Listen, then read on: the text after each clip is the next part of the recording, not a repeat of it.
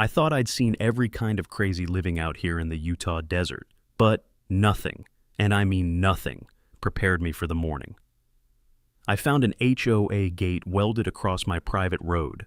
No warning, no permission, just a giant steel barricade telling me I needed their authorization to reach my own house. 15 minutes later, my cop buddy showed up. And I didn't just take the gate down. I made sure that entire HOA regretted the day they ever learned my name. It had been nearly 7 years since I'd moved out here, out to my own slice of nowhere, and I never once regretted it. 20 acres of rugged Utah terrain, tucked far enough off the county road that the world felt like it ended half a mile before you reached my mailbox. The land wasn't pretty in the way realtors like to brag about. It was pretty in the way only solitude can be. The quiet kind, the honest kind, the kind that doesn't apologize for anything. Out here, the sky isn't just above you, it's everywhere. A blue so wide it swallows you whole. A blue that makes your problems feel smaller, whether you want them to or not.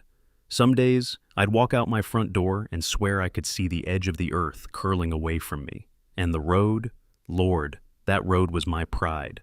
4,000 feet of dusty, uneven freedom cutting through sagebrush and rocky ground, winding like a stubborn old river toward the small house I'd fixed up with my own 2 hands.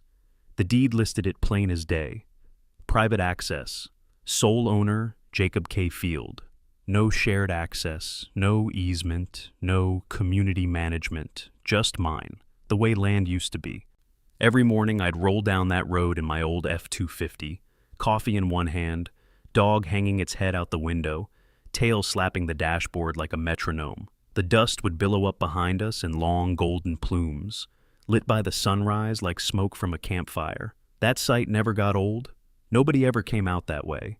Not unless they were lost, desperate, or the kind of delivery driver who cared more about finishing his shift than self-preservation. Most days it was just me, the dog, and the wildlife. Mule deer drifting like ghosts through the brush, coyotes trotting along the edges of the road, pretending they weren't watching me. That silence, that stillness, it was worth more than gold. That's why I bought the place. That's why I stayed.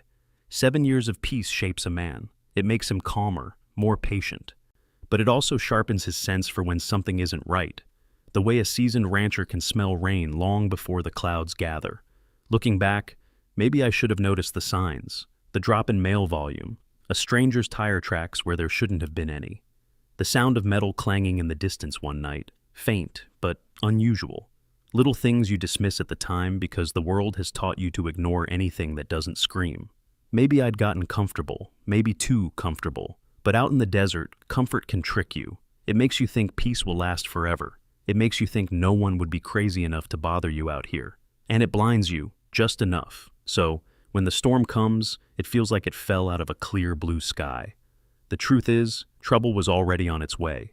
It was wearing HOA colors. It just hadn't reached my doorstep yet, but it would. And when it did, it didn't knock. It welded itself across the entrance to my road and dared me to do something about it. 7 years of quiet.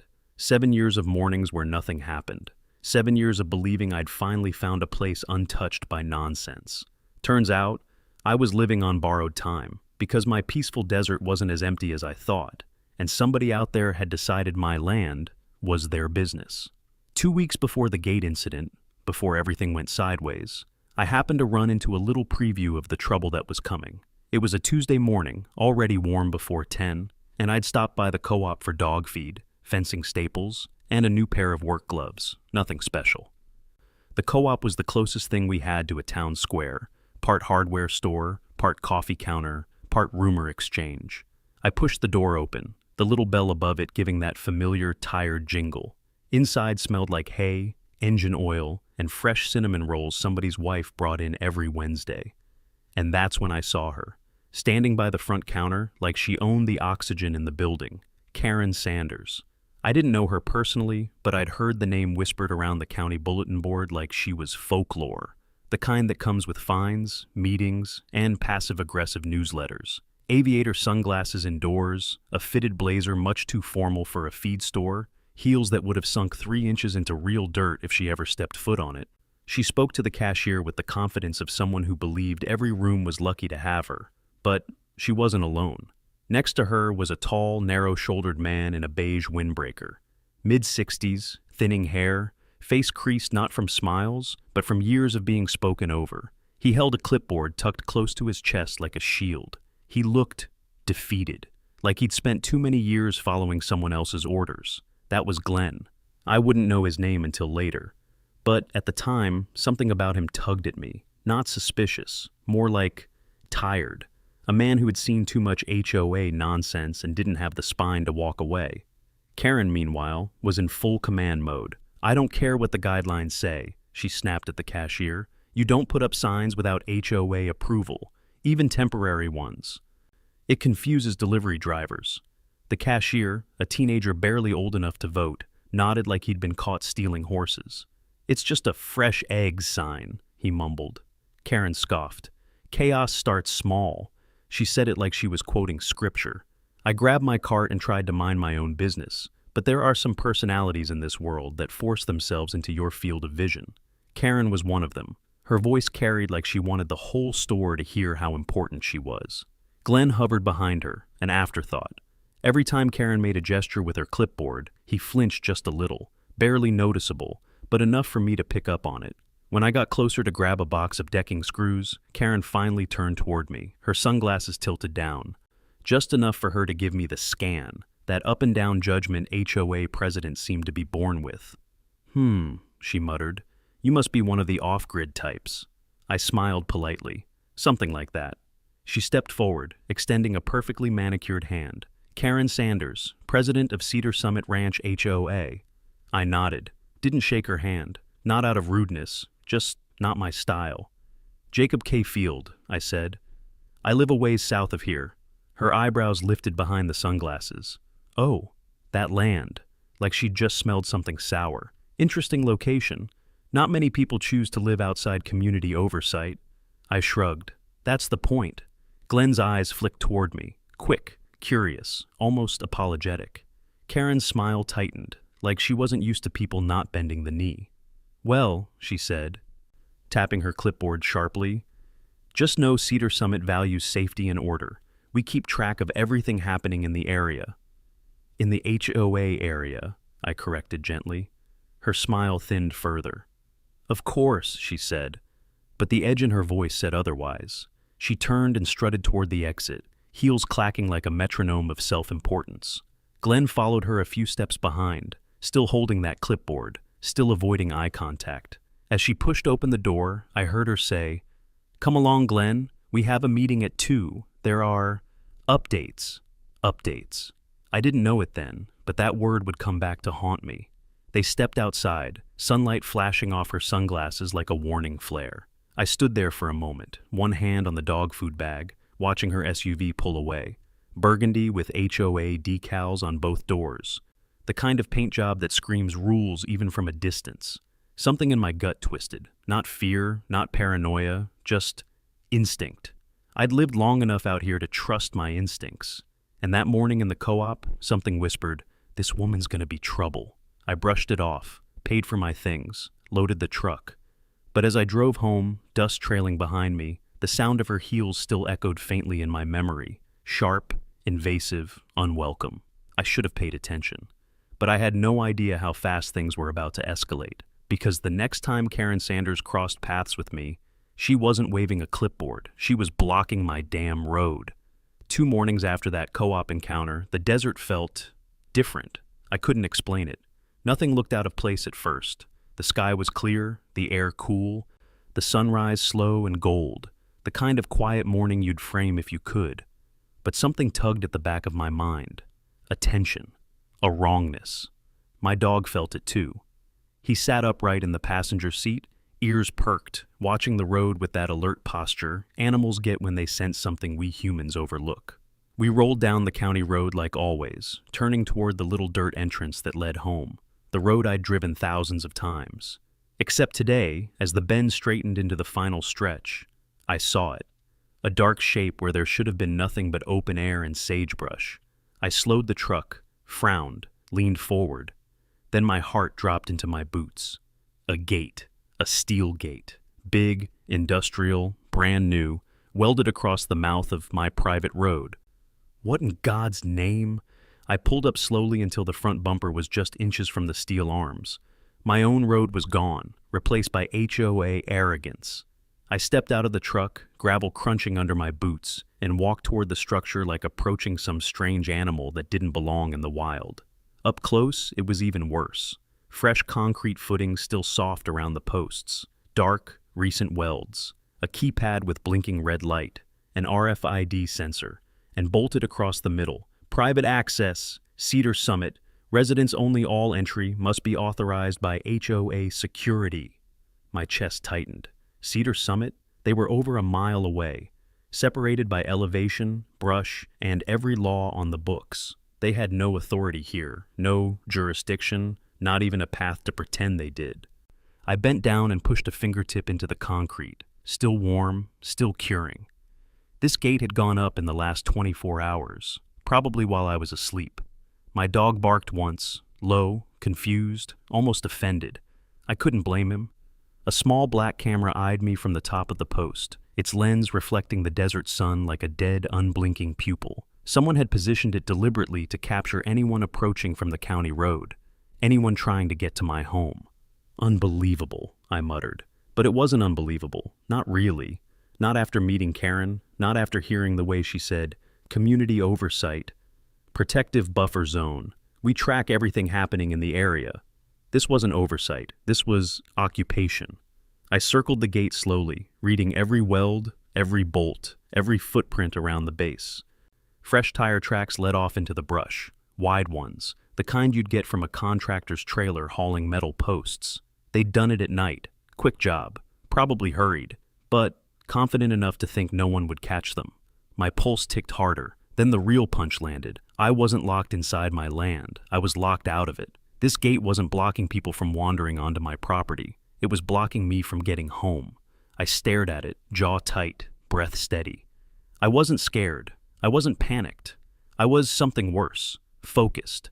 The kind of focus that comes when someone crosses a line they shouldn't have come near. I took out my phone and snapped a dozen photos. The sign, the keypad, the concrete, the camera, the tire tracks. Every angle, every detail. But I didn't call anyone. Not yet. Calling could wait. Paperwork could wait. The county could wait.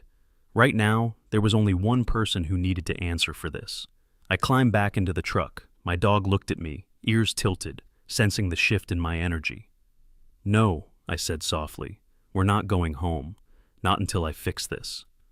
I turned the wheel the opposite direction, back toward the main road, back toward Cedar Summit Ranch, back toward that beige clubhouse where Karen Sanders held court, like she was judge, jury, and executioner of the cul-de-sac kingdom.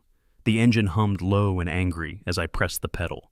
Dust lifted behind me in a long, rising plume. I wasn't going back to the house. I was going to get answers, face to face. And the woman who welded a gate across my private road was about to have the worst morning of her life. I drove straight from the blocked road to Cedar Summit Ranch, dust trailing behind me like a storm warning. My truck rumbled into their neatly paved parking lot, the kind of pristine asphalt that looked like it had never seen a real day's work. Fake perfection. Exactly the kind of place Karen would feel at home. The HOA clubhouse stood at the center of the development like a government building pretending to be classy. Beige walls, oversized columns, a flagpole proudly flying a banner with the HOA logo, a stylized mountain range no one living here had ever actually hiked. I parked crooked, on purpose. Before I even killed the engine, I felt eyes, neighbors walking dogs, a jogger, a couple trimming hedges to some ridiculous HOA-approved height. All of them glancing over just long enough to register. Outsider. I stepped out of the truck and marched straight toward the clubhouse doors. Inside, the air smelled like printer toner, disinfectant, and whatever overpriced candle Karen thought made the place seem professional. The floor was spotless tile. The reception desk was unmanned, but voices drifted from the meeting room. Karen's voice, clear, sharp, overconfident. As long as the community supports our safety measures, we can move forward with Phase 2. Phase 2? I pushed open the meeting room door without knocking. The room froze. At the front of the conference table stood Karen Sanders in a cream blazer, heels planted like she was giving a TED Talk on micromanagement.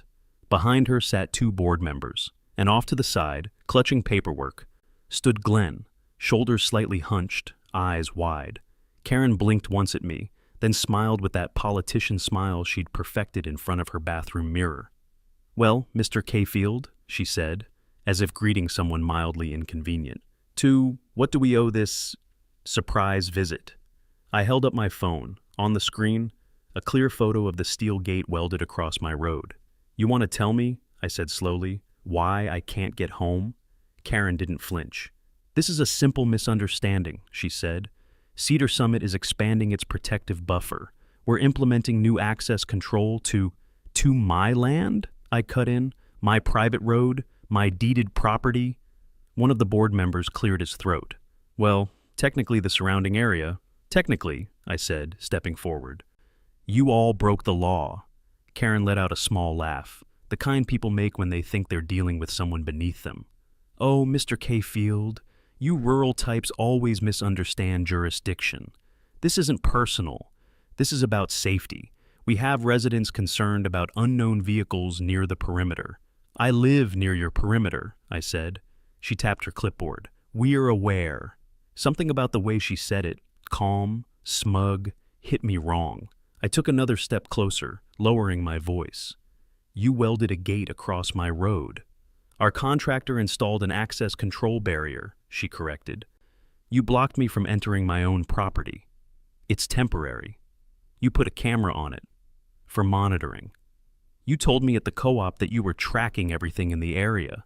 She shrugged, like she didn't remember or didn't care. "That road is within our buffer zone," she said. "No," I snapped. "That road is mine." Karen folded her arms, tone tightening. "If you'd like access, Mr. Kayfield, you can easily fill out our authorization request. Once the board approves it, we'll issue you a temporary code." I stared at her, barely believing what I was hearing. "You want me," I said, "to apply for permission to drive on my own property?" Glenn shifted behind her, his lips pressed together, his eyes flicked to me, then to Karen, then away. A crack, small, but there. Karen lifted her chin. "As I said, it's standard procedure." I couldn't help it. I laughed, not loud, not angry, just disbelieving. "You've lost your damn mind," I said. "Excuse me?" Karen snapped. "You heard me?" The room went silent, except for the soft hum of an HVAC vent. Finally, Karen motioned to the board. "I think we're done here." "No," I said, planting my hands on the table. "We're not." Karen stiffened. "You're going to remove that gate," I said. "Today? Right now." She smiled again, that tight, condescending smile. "And if we don't," I leaned in, "then I'm calling the county, then I'm calling the sheriff, and trust me, they're going to have a field day with what you just did." Karen's smile faltered, just a flicker, but I saw it, a crack. Behind her, Glenn shifted again, this time stepping slightly forward, as if he wanted to speak but knew better. Karen straightened her blazer. "Mr. Kayfield, if you walk out that door, you'll regret the way you're handling this." I stared her down. "Lady, the only thing I regret is wasting 4 minutes listening to you talk." And with that, I turned, left the room, and marched back into the sunlit parking lot. My pulse was steady, my mind was sharp. I'd played it calm. Because the next step wasn't arguing, it was bringing in someone who actually had authority. Someone who knew the difference between an HOA dispute and a crime. Someone named Lieutenant Mark Dorsey. Driving away from the HOA clubhouse, my hands were tight on the steering wheel, not shaking, just locked in place. Like my body already knew this wasn't something I was going to solve with polite conversation or forms or whatever Karen called procedure. I didn't go home. Couldn't go home, because home was blocked by them. So instead I swung the truck around to a pull-off near the county road, grabbed my phone, and scrolled to a name I trusted more than any HOA board combined. Lieutenant Mark Dorsey. I hit call. He answered on the second ring, voice calm and gravelly like always. "Dorsey." "It's Jake," I said. "I've got a situation." "What kind of situation?" "The illegal kind." A pause, not hesitation, calculation. "Where are you?" he asked. "About 100 yards from the mouth of my road." "Stay put," he said. "I'll be there in 15. 15 minutes, not 16, not 20. 15. That's the kind of man Dorsey was. I waited in the shade of a juniper, dust swirling in slow spirals along the county road. My dog sat beside me, tail thumping anxiously. Then, right on time, I heard the low rumble of a county sheriff cruiser making its way toward me. Silver, dusty, reliable. Dorsey pulled up, stepped out, and adjusted his belt. He wasn't a tall man, but he carried himself like a granite boulder, slow-moving, immovable, and absolutely done with everyone's nonsense. His eyes took me in quickly. "You look like you've had a morning," he said. "You haven't seen anything yet." I motioned him to follow. We walked those last 100 yards to the gate. Dorsey stopped dead when he saw it. "You've got to be kidding me," he muttered. He walked closer, bending down to inspect the fresh concrete, running a hand over the steel, tapping the keypad with 2 fingers, like checking if it was real. "They welded this?" he asked. "Last night, looks like." He glanced at the camera on the post, little black eyes staring right back. "That yours?" he asked. "No." "Figures," he said.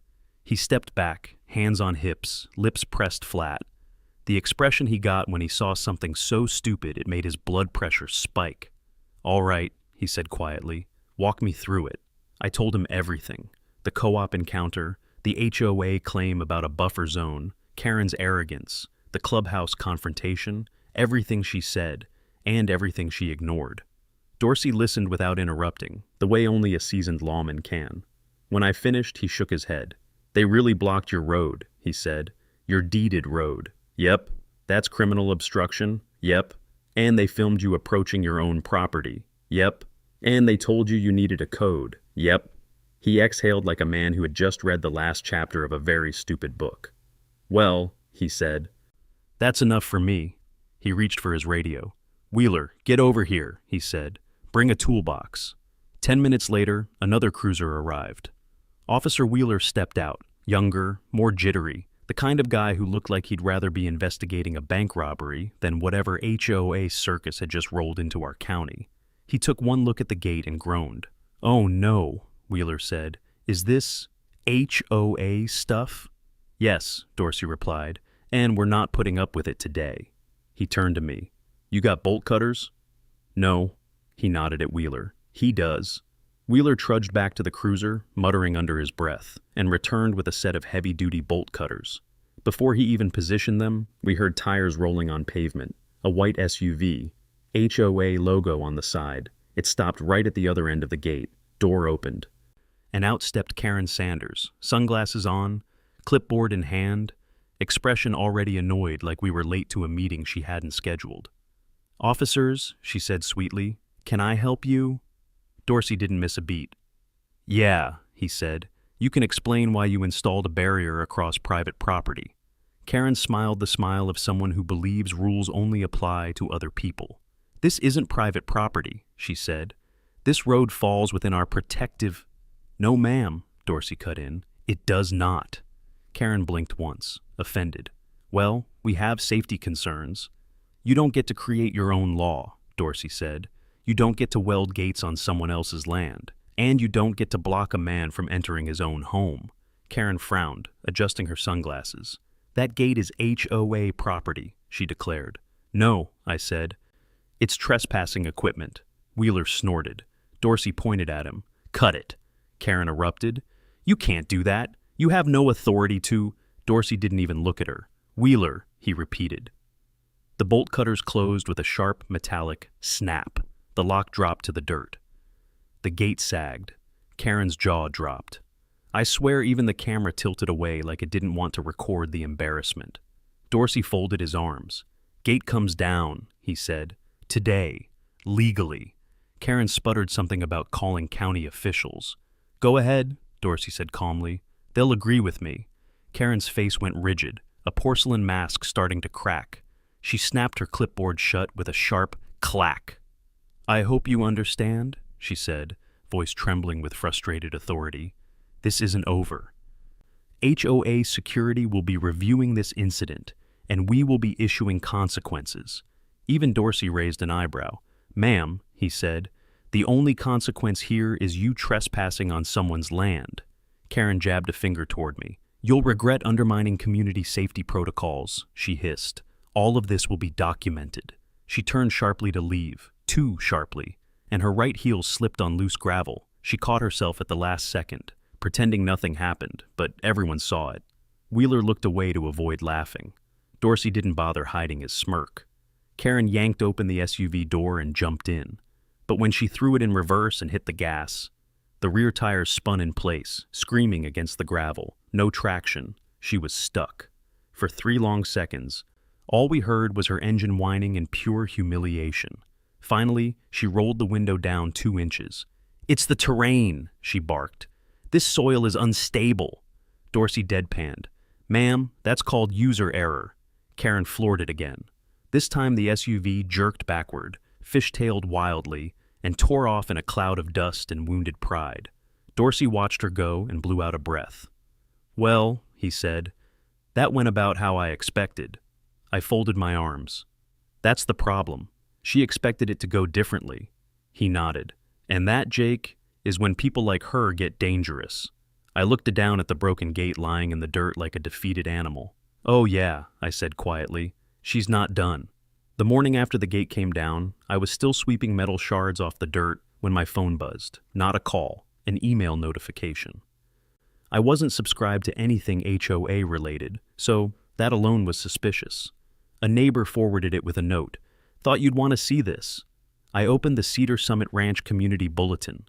Urgent safety announcement. The subject line already made my jaw clench. Then I read the body. Yesterday, an unidentified male instigated damage to authorized community security equipment, coordinating with aggressive individuals to compromise neighborhood safety.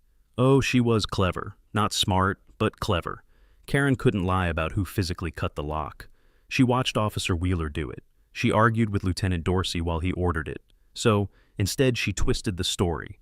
She made it sound like I orchestrated it, like the cops were my hired muscle, like I was leading a demolition crew. The email continued. "Residents should avoid the northern access road until further notice. The instigator is non-compliant, unverified, and potentially hostile." I choked on my coffee. "Potentially hostile? Lady," I barely raised my voice. But she wasn't done. Below the warning were screenshots of my truck taken from the HOA camera they'd installed on my road. Blurry zoom-ins, circles drawn in red. The kind of smear job you'd expect from a teenager trying to frame their sibling for stealing cookies. I muttered under my breath, "Oh, Karen, you're playing a dangerous game with the truth." My phone buzzed again. Old Hal from down the ridge. "Boy," he wrote, "you're famous. Should I bring popcorn or ammunition?" I smiled, a weary smile, the kind a man gets right before the next punch lands, because I knew exactly what was coming. And I was right. Around noon, I walked down to my mailbox. Hot wind, dry gravel, quiet as a churchyard.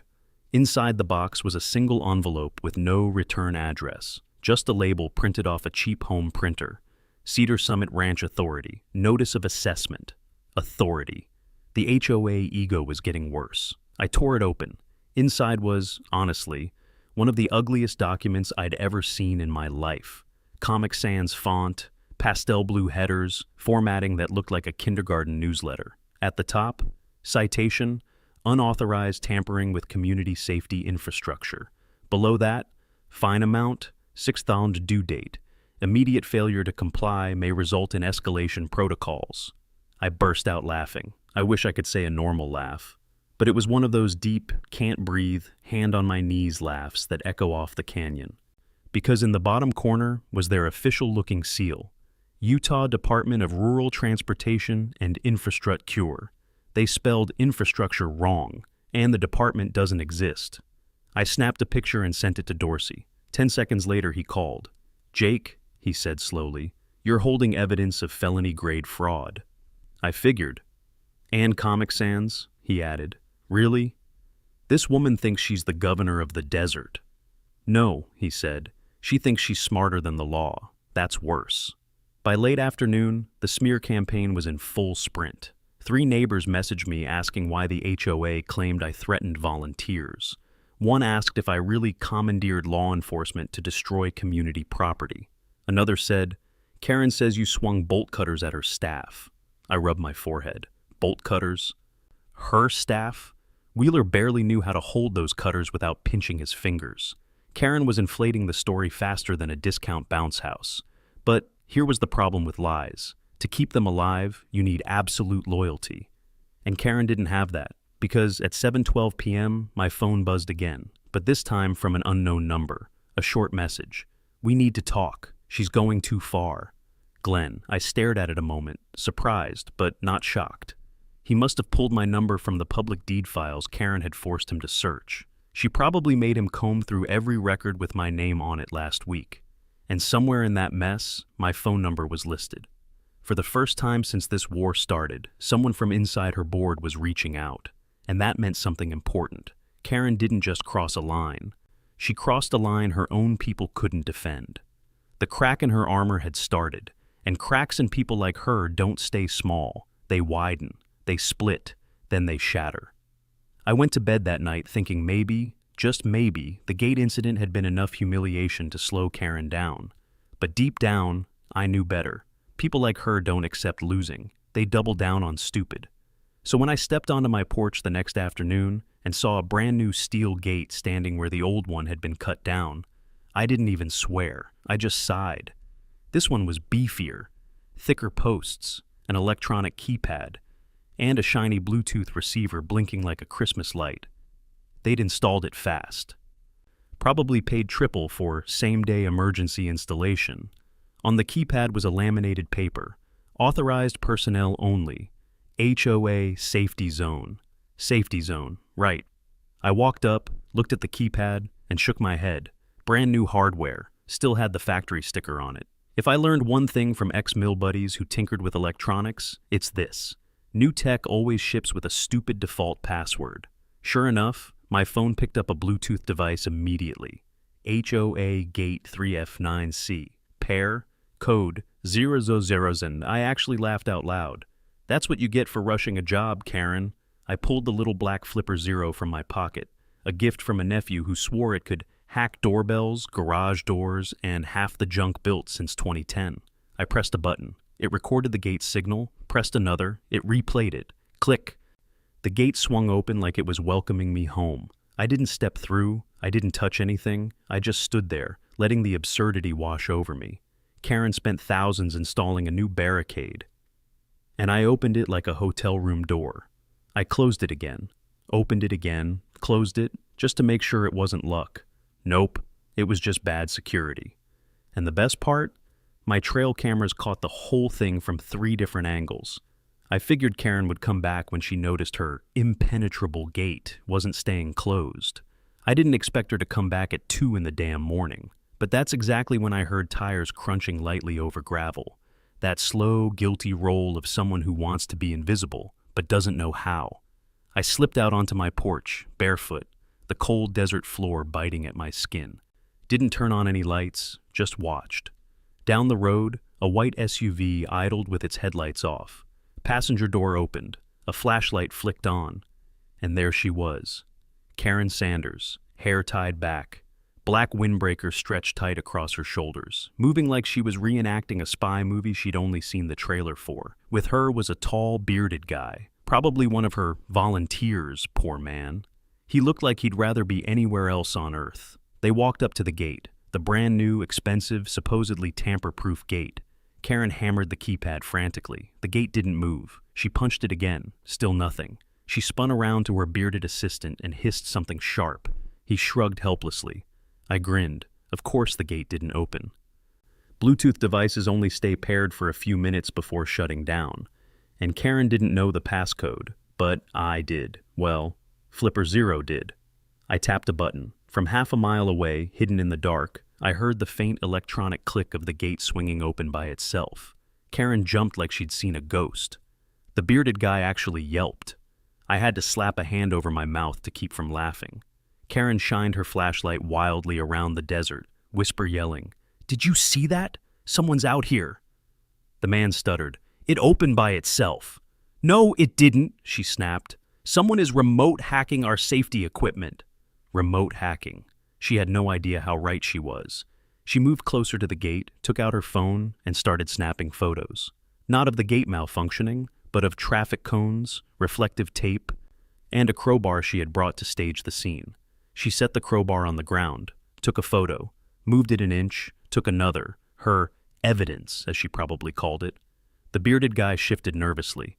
Karen, maybe we shouldn't. Quiet, she hissed. This road is a crime scene. I am documenting it. A coyote howled somewhere behind them. Karen froze, beamed her flashlight into the darkness. For 3 seconds, nobody moved. Then, she stepped backward and landed directly on her own crowbar. It clanged against the gravel with a metallic slap that echoed up the ridge. She flailed, stumbled, tried to recover her balance, tripped again, and knocked over 2 of her own traffic cones. The bearded man rushed to help her. She swatted his hand away. I know what I'm doing. No, ma'am, you do not. Eventually, she swept everything into the trunk in a panic. Cones, tape, crowbar, and they sped off so fast the SUV fishtailed like a wounded jackrabbit. Silence returned. Just the wind, the desert, and a man barefoot on the road shaking his head. She had absolutely no idea. Every second of her little midnight operation was on camera. Every lie she planned to tell just became evidence against her, and the gate she was trying to protect? I opened it with a 150 toy. Oh, Karen, I whispered, you picked the wrong man and the wrong road. By the next afternoon, the desert felt unusually still, not quiet, still, like the land itself was holding its breath, waiting to see what disaster Karen would cook up next. I went through my usual routine, coffee, checked the solar rigs, kicked the dirt off my boots just because it felt good, but part of me kept glancing toward the access road. After the midnight circus she'd pulled, I expected some kind of retaliation. A letter, a drone, a sheriff's deputy she'd sweet-talked, something. But by noon, nothing happened. Karen was planning. That was always worse than her acting. I walked back toward the house when my phone buzzed. Unknown number, local area code. I almost ignored it, until a text came through. We need to talk, privately. I know what she's doing. I frowned. Before I could type a reply, another message followed. Meet me at the old feed store parking lot, 5 minutes. I stared at the screen. I didn't like anonymous anything. Messages, calls, people. Out here, unexpected contact usually meant trouble. But something about that phrasing, we need to talk. I know what she's doing. Only one person would phrase it like that, Glenn. And sure enough, as I drove down the short stretch to the feed store, there he was, leaning against a dusty silver Hyundai, arms crossed tight like a man bracing for a storm. He looked jumpy, eyes darting, shoulders pulled up like he expected Karen to materialize out of thin air. I parked beside him and stepped out. He didn't even say hello. You got cameras on your place, right? He asked, voice low. I raised an eyebrow. Plenty. He nodded, relieved and afraid at the same time. Then he blew out a breath and rubbed his temples. I can't keep doing this, he muttered. She's gone too far this time. All right, I said gently. Start from the beginning. He glanced around again, making sure no one else was in earshot. Then he said it. I saw her last night. I kept my face calm. Near the gate, he swallowed. She told everyone she was homesick, said she had a migraine and needed darkness. Meanwhile, she dragged me and that poor maintenance guy out there at 2 a.m. Let me guess, I said. She brought cones, tape, and a crowbar. His eyes widened in surprise. You saw that? Cameras, I said simply. They caught all of it. He let out a shaky laugh. I knew it, he whispered. I knew she'd get sloppy. He reached into his jacket and pulled out a folded stack of papers, creased, worn, handled too many times. He held them out to me with 2 trembling fingers. I made copies, he said. If she finds out I did, she'll skin me alive. I unfolded them. Internal HOA Slack messages, screenshots, board discussions. And there it was, Karen's written plan. Word for word. He won't fight back. Guys like him don't know the law. Another. If we control the road, we control him. Doesn't matter what the deed says. Pressure works. And the worst one of all, if we need an agreement on file, just make one. Alan's in Alaska. No one's checking signatures. I stared at the page, part rage, part disbelief, part relief. Finally, proof of her intent. Glenn saw my face and immediately raised both hands. I didn't write any of that, he said quickly. She dictated half of it while pacing around the conference room like a prison guard. Why come to me? I asked softly. He blinked, surprised by the question. Then he sighed. "Because I'm tired," he said. "Tired of being bullied. Tired of watching her destroy people's lives because she gets bored. Tired of pretending I don't know she's rotten to the core." He wiped sweat from his brow. "And because you're the only one she can't push." There was something in his voice, not admiration exactly, but recognition. A man realizing that a storm bigger than himself had finally met a mountain that wouldn't move. I folded the papers carefully. "You understand?" I said. "This is enough to burn her entire house down." He nodded. "That's why I'm not putting my name on it," he said quickly. "I can't. I've got a mortgage, a wife with medical problems. I'll get crushed." I nodded back. "Then your name doesn't exist," I said. "Our little chat never happened." His shoulders sagged in relief. Then, before he got in his car, he paused. "Oh, and one more thing," he said. "She's planning something bigger, something stupid. She thinks the gate incident made her look weak. She won't accept that. She'll escalate." I exhaled slowly. Of course she would. Glenn gave me a tight, apologetic nod, climbed into his Hyundai, and drove off like he expected someone to chase him. I stood alone in the dusty lot, the papers held tight in my fist, the wind tugging gently at the edges. Karen had crossed the line before, but now she'd left footprints, and I was done letting her walk wherever she pleased. The next morning rolled in slow and dry like most desert mornings do. A pale gold sun crept over the ridge, lighting up the sagebrush and scattering long shadows across my property. But something felt different, not uneasy, no. It was the feeling right before a storm, when the air goes still and the animals go quiet, and even the wind seems to hold its breath. I grabbed my coffee, stepped onto the porch, and stared down the access road toward gate number 2. Still standing, still smug, but after last night's little ghost show, I doubted it was functioning the way Karen expected.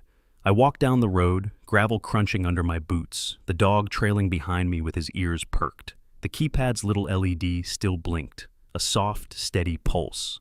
Alive, but clueless. I tapped the post. Solid, not cheap. Karen had sunk real money into this one. And then, as if on cue, the gate hiccuped. A tiny mechanical stutter. Barely noticeable, but I heard it. Something inside the motor was grinding, caught between two states, open and closed, like a confused robot. "Shouldn't have messed with the defaults," I muttered, sipping my coffee. The gate twitched again. Then a soft electronic chirp sounded. The motor engaged, and the arms of the gate jerked. Once, twice, then shuddered violently and locked in place halfway open, halfway closed, like a drunk man unsure if he wanted to sit or stand. I nearly spit my coffee out. It was the funniest damn thing I'd seen all week. "Bluetooth desync," I whispered. "Bless your heart, Karen." There was no world where she would accept this. Not after last night. Not after Glenn slipped me her little Slack confession. She'd push back harder and harder until she broke something too big to hide. I had no intention of touching the gate myself. Not a bolt, not a wire, not even a smudge. I wanted everything preserved exactly as it was, because I already knew what was coming next. And I wasn't wrong. At 9:17 a.m., a white HOA SUV rolled down the road from the Cedar Summit side, slower than usual, cautious. It stopped a few feet short of the stuck gate. Karen climbed out. Sunglasses, clipboard, lips pressed so tight they looked welded shut. She walked around the gate like she expected it to attack her, tapped the keypad with one perfectly manicured finger. Nothing. Tapped again, harder, still nothing. I stood far enough away to be not involved, but close enough to watch the show. She punched the keypad, shoved the gate, kicked the post. The gate barely wobbled. Finally, she leaned in and hissed at it under her breath, like the gate had personally insulted her family. Then something happened that made my morning. She pulled out her phone and tried to sync to the Bluetooth receiver. From where I stood, I could hear the faint, angry beep beep beep of failed pairing attempts. She was trying every code she knew. 001, 1234, 2580. Nothing worked. She didn't know the factory reset trick, but I sure did. And the flipper zero in my pocket pulsed like a mischievous little devil, waiting to be used again. I didn't press the button, not now. Karen was digging her own grave. I didn't need to hand her the shovel. After 10 minutes of failing to open her own illegal gate, she called someone, probably her maintenance guy. She paced, gestured wildly, stabbed her finger at the broken motor like she was accusing it of arson. Then she did something that changed everything. She took her sunglasses off, and I saw her eyes, wild, desperate, frustrated, no control, no power, a queen without her crown. And that's when Glenn's warning echoed in my mind. She's planning something bigger, something stupid. He was right. Karen was spiraling, and spiraling people make mistakes. I waited until she drove away, kicking up dust like a wounded coyote fleeing a trap. Then I called the one man who needed to see this, Lieutenant Mark Dorsey. He picked up on the second ring. "Jacob, what now?" "You might want to come and take a look at this gate," I said. "It's having a rough morning." I heard him sigh, long and tired. "I'm already halfway through my coffee." "You'll want to finish it on the road," I replied. "This one's good." 20 minutes later, the cruiser rolled up beside me. Dorsey stepped out, stared at the gate, then rubbed the bridge of his nose with 2 fingers. "Tell me you didn't touch it," he said flatly. "I didn't touch it." "You sure?" "I swear on the dog." Dorsey nodded. That was good enough for him. He approached the gate, inspected the jammed motor, wiggled the half-open arms, checked the cement footings. "Fresh install," he muttered. "Bad calibration, cheap wiring. No permit either," I added. He shot me a look. "Oh, I've already confirmed that. Nothing on file." I shrugged. "Then that's obstruction again, isn't it?" He sighed. "Yeah. And misuse of security hardware, and unauthorized barrier installation, and—" He stopped mid-sentence, then turned, slowly. "Jacob, is that camera new?" I followed his gaze. Up in the branches of an old juniper tree, half hidden, was a little black camera, not mine, HOA branded, pointed straight at the gate and at my house. I felt heat rise in my chest. Dorsey clenched his jaw. "That's surveillance on private property." "Yep. And they didn't get consent." "Nope. That's felony territory." "Yep." He exhaled hard through his nose. "Jesus, Jacob, she's burying herself." I nodded, and for the first time since this nightmare started, I felt the tide turn. Karen wasn't just crossing boundaries anymore, she was sprinting past them, eyes closed, mouth open, screaming the whole way, and the law was finally catching up. Dorsey spent a long moment staring at that illegal camera lodged in the juniper tree. The little lens blinked red every few seconds, recording, transmitting God knows where. He sighed, a deep, exhausted exhale a man only makes after decades on the job. "Jacob," he muttered, "this isn't just an HOA dispute anymore. This is turning into a criminal file." I didn't say anything. Didn't need to. The gate, the camera, the bullshit emergency justification. Karen had crossed a line she couldn't uncross. "Let me call this in," he said. While he spoke softly into his radio, I just stood there with my thermos of lukewarm coffee, watching sunlight shimmer off the broken motor. The desert was silent, still, waiting.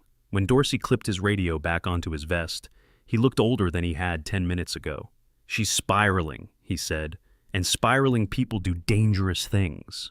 Before I could answer, tires rolled up slow behind us, crunching gravel in that guilty way only nervous people drive. It was Glenn. He climbed out of his Hyundai with the jittery body language of a man carrying secrets that weigh more than stone.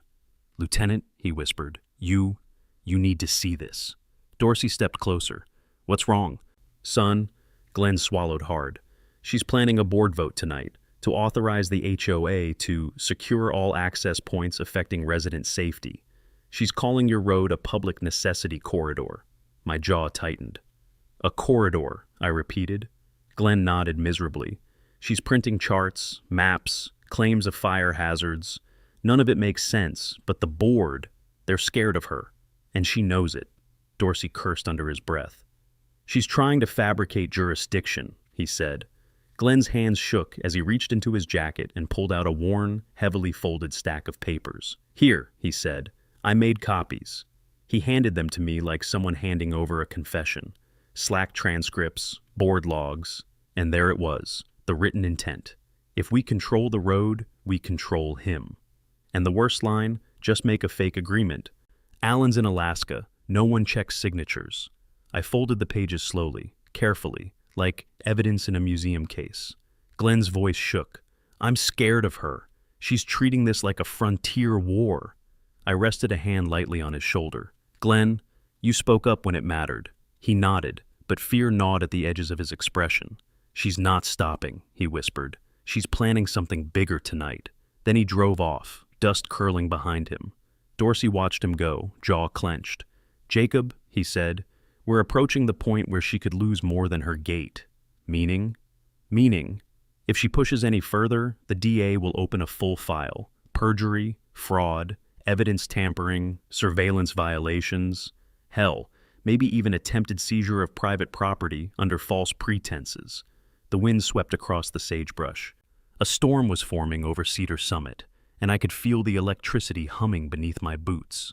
I walked back toward my house, leaving Dorsey to photograph the malfunctioning gate, the illegal camera, the wiring mess, and the scuffed dirt where Karen had clearly tried and failed to open her own barricade. The dog trotted ahead, the sun climbed, and for the first time in weeks, I felt the tide turning. But the universe wasn't done with me yet, not by a long shot, because sitting on my porch, tucked into the corner of the doormat, was a large manila envelope. No mailman comes this far down the road. UPS won't even try, and the county hasn't delivered anything here in months, which meant only one thing.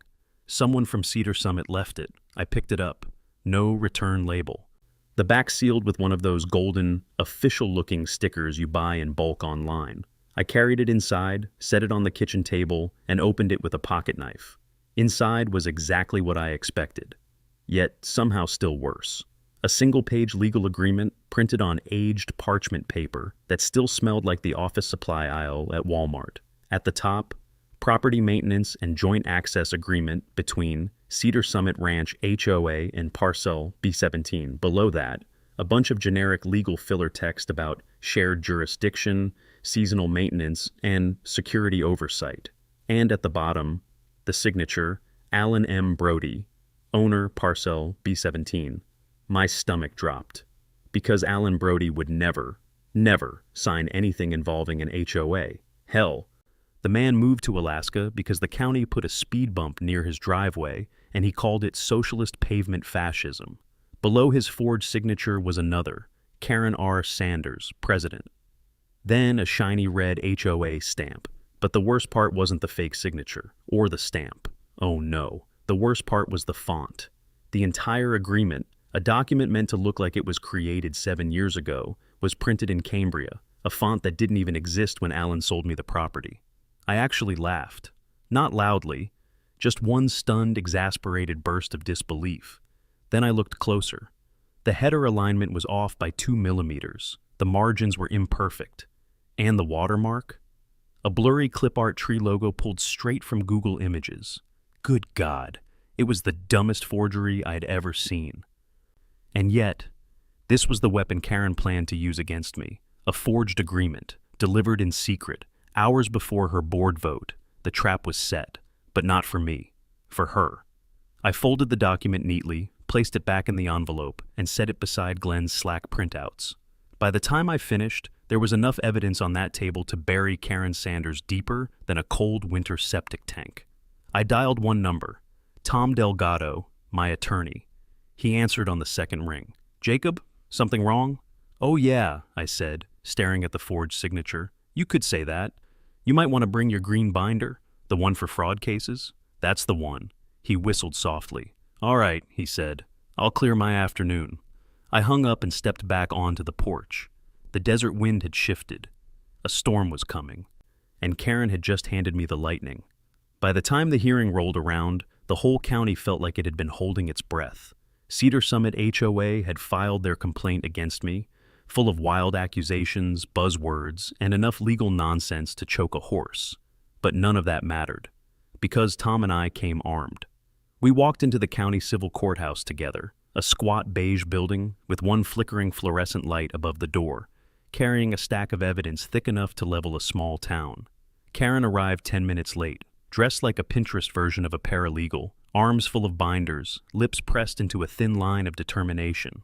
Behind her, the young HOA attorney she'd hired looked like he'd Googled how to be a lawyer the night before and hadn't slept since. He didn't look at us. I suspect he already knew he was walking into a wood chipper.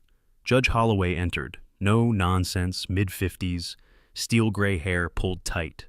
She carried herself like a woman who had seen every variety of stupid rural drama and had long since lost her patience for all of it. "Let's proceed," she said. Karen's attorney stood first. "Your Honor," he began dramatically, "this case is about safety. It is about community protection.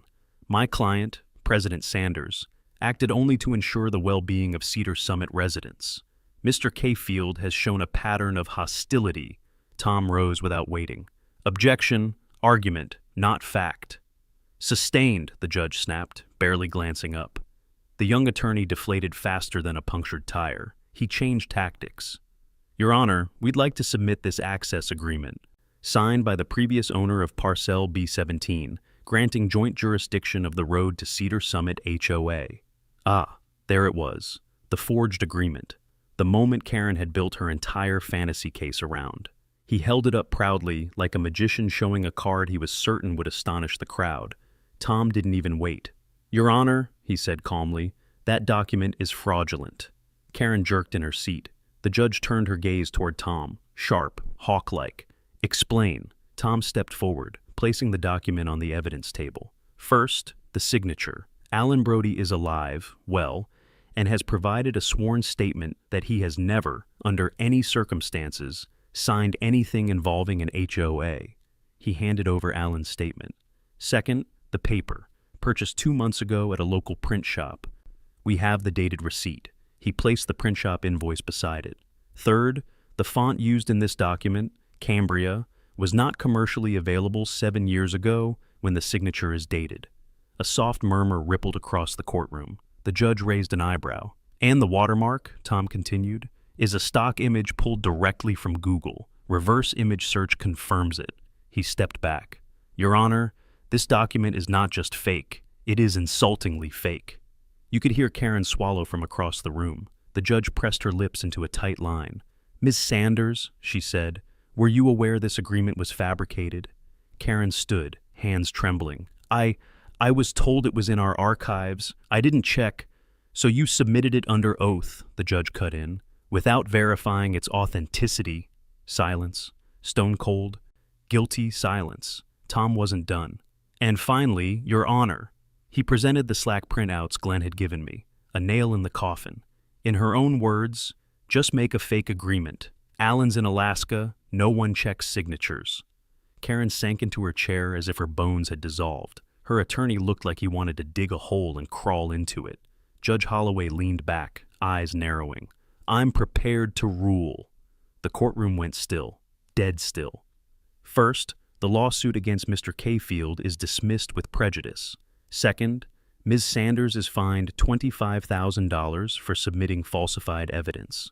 Third, Cedar Summit HOA will pay $84,000 in restitution and legal fees. Fourth, Ms. Sanders is removed from her position as HOA president effective immediately. And finally, this matter is referred to the district attorney for review under Utah Criminal Code for document tampering and fraudulent filing. The gavel came down like thunder. Karen didn't cry. She didn't shout. She just cracked, quietly, completely, like porcelain dropped on concrete. Tom closed his binder and whispered, "Told you she'd self-destruct." He wasn't wrong.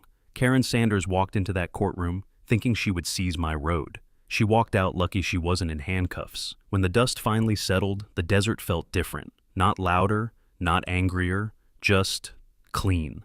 Like the land itself had been holding its breath through the whole damn ordeal and finally exhaled. 2 days after the hearing, the county sent a crew to haul off the twisted metal that used to be Karen's community gate. They loaded it into a truck like scrap, because that's all it ever was. I stood by my fence line, arms crossed, watching it disappear down the road. A small, satisfied smile crept in. Tom pulled up a minute later, boots crunching on gravel. He pointed toward the main road. "You see Karen's place?" he asked. I nodded. "For sale sign went up this morning. They put a lien on the house to cover the HOA's legal bills," Tom finished. "Good," I said simply. "She paid for the show." Tom leaned against the truck. "You realize," he continued, "most folks would have caved. They would have paid the fine, joined the HOA, and prayed the harassment stopped." I shrugged. "Yeah, well, most folks don't own land out here for the easy life." He laughed. "Fair point. By late afternoon, the sun dipped low, washing the desert in that warm gold I'd fallen in love with years ago. I fired up the grill, because nothing says victory like a slow-cooked ribeye and the smell of mesquite wood. Dorsey and Wheeler showed up first, still in uniform, but off the clock. Then Glenn arrived. He looked nervous, like he wasn't sure he should be there. I waved him over anyway. "You did the right thing," I told him. He nodded, staring at his boots. "I'm trying to," he said quietly. We ate on the porch, paper plates, cold beer, the kind of silence that only exists between folks who've been through something real together. The sky turned deep blue. The crickets woke up. Dorsey raised a bottle, and the others followed. "To private land," Dorsey said. Wheeler added, "To people who actually stand up for it." Tom clinked his bottle against mine.